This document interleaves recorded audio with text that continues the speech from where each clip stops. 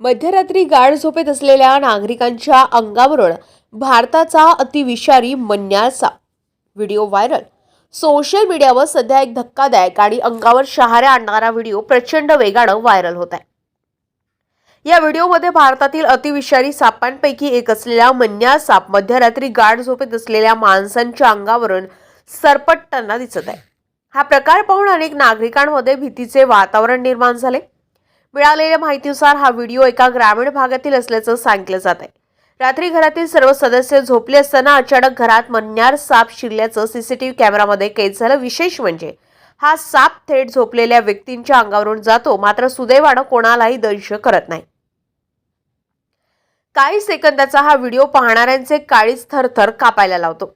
मन्यार साप हा अत्यंत विषारी साप असून भारतात आढळणाऱ्या बिग 4 विषारी सापांमध्ये त्याचा समावेश होतो. या सापाचा दंश अनेकदा जीवघेणा ठरू शकतो. विशेषतः झोपेत दंश झाल्यास धोका अधिक वाढतो.